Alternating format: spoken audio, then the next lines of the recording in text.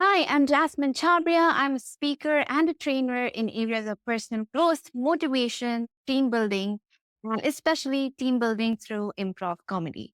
And today I want to share a story with you. It's called The Unique Peacock. So once there was a unique peacock, it had beautiful feathers, a lot of artwork on them, lovely colors, blue and green and purple. It had a crest on its head, almost like a beautiful crown, and it danced really well. But this unique peacock, for some reason, never saw these unique qualities within itself, and it always compared itself to the other peacocks, the other birds, and the other animals in the jungle. So, first, it saw another peacock who had a slightly longer tail of feathers than the unique peacock. And this unique peacock was like, I too want my tail to be longer. So it started pulling its feathers, and some of the feathers just ripped out.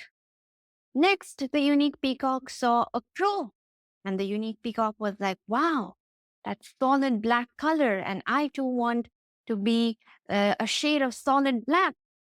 I'm so colorful, I don't like it. I want to be solid black. So, next to the jungle, there was some road construction happening, and there was a container filled with black tar. And this unique peacock went and jumped into that container of black tar, thinking it could make its feathers jet black in color. But the unique peacock was just getting a sensation of burning, feeling very uneasy, uncomfortable because there were so many chemicals in that tar. Next, the unique peacock saw a lion, and the unique peacock said that, oh, lion has four legs and I have just two legs. That's so less. What can I do? So the unique peacock knew about this human hunter, which would visit the jungle. And the peacock thought that, okay, this is a human, must be definitely very evolved. Let me go up to the hunter and ask him for help. So the unique peacock asked the hunter that, can you help me get two more legs? That only have two legs. And the hunter thought that this unique peacock is so stupid.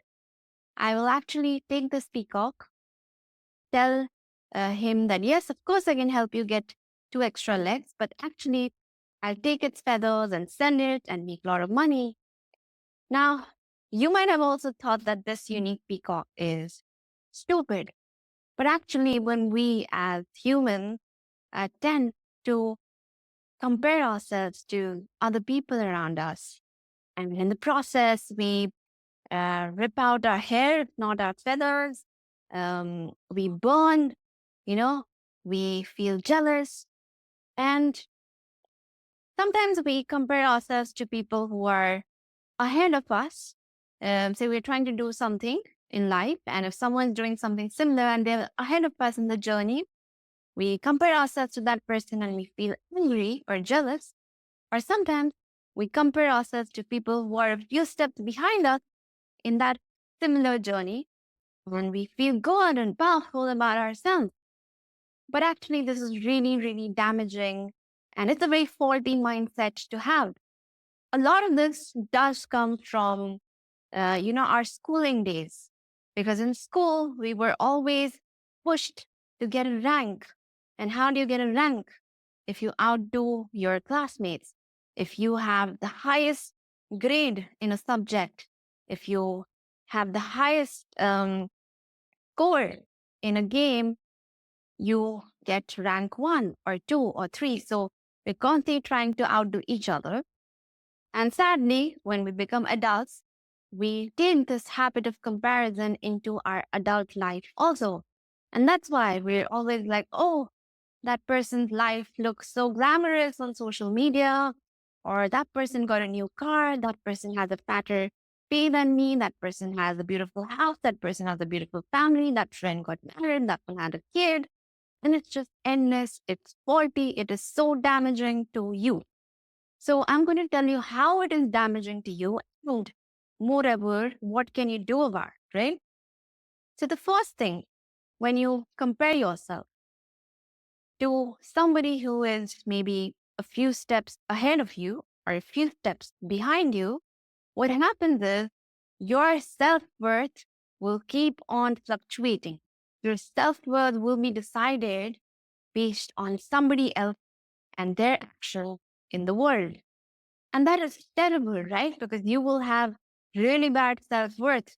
You will um, be miserable and feel a lot of self doubt, right?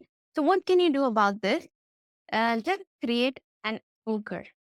The next time you catch yourself comparing yourself to someone who is probably a few steps ahead of you or a few steps behind you, just put out your hand like this, all five fingers out, create an anchor. This means my self worth is inherent. Okay, just five words. My self worth is inherent.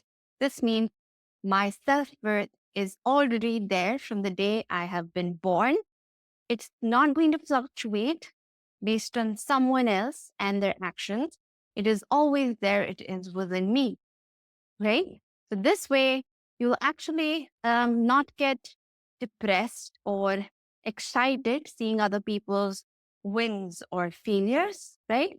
Because it will not fluctuate your self worth. It is not a measure of your self worth, right? So remember this, catch yourself the next time you're comparing yourself to somebody and just put on your hands like that. Maybe you're even walking, just put them out like that. It is an anchor to remind you my self worth is inherent. All right. The next thing you'll do is um, comparison is the easiest way to suck out the creativity in you, in your work. Because when you're comparing yourself, maybe you are playing a match, maybe you're working in an office, or maybe you're just cooking a dish for a potluck, right? Your focus will always be on how I can outdo the other person, how I can outdo my colleague, how I can outdo that other player, or how I can outdo everyone else and that potluck party, instead of really focusing on probably your presentation, on focusing on your match, on your game, on your endurance, or focusing on creating that lovely dish, right? And as soon as creativity is sucked out from you, you start finding your work toxic. You start finding it miserable.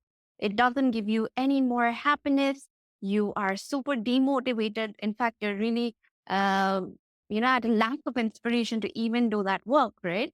But you see, some people, even when they're 80 years old, they are cycling or they are working in their business and their job, or they're preparing a beautiful meal for their family. And they're so inspired and so dedicated and so energetic to do it. And everyone asks them, wow, you're 80 and how do you have this kind of energy? It's actually because they are so inspired, right? They're not comparing themselves with anybody, they're focusing on their craft. So, because life is ultimately an inspired person's game, right? It is not a competitor's game, right? So the next time when you're comparing yourself to anybody, remind and realize that kind of thinking will really suck out, almost like a vacuum cleaner, sucking out the creativity out of you. And soon you will start hating whatever you're doing. It can be cooking a dish or it can be making a presentation, right? So focus on your craft. And thirdly, there is just one unique you, just like that peacock. Nobody can make that presentation like you, and nobody can cook that meal like you. Nobody can swim like you. Even if you have a twin, they're not going to be 100% like you. Even if in a lab a clone of you is made, they're not going to be exactly like you, right? Even the way your body is, the way your work is, the way you talk to people, the way you do things, nobody can replicate that 100%. So you have to know that you actually are unique, and there is really no need to compare yourself to other people in the world because you are so unique, so beautiful, just like that peacock, right? So I have attached a Tibetan chant below. This is a very good chant which you can actually hear One interpretation of this means that even in the darkest times, you are like a unique lotus. All that uniqueness, that creativity, that peace, that calm is within you. There is no need to look outside. And I sometimes hear this chant, uh, you know.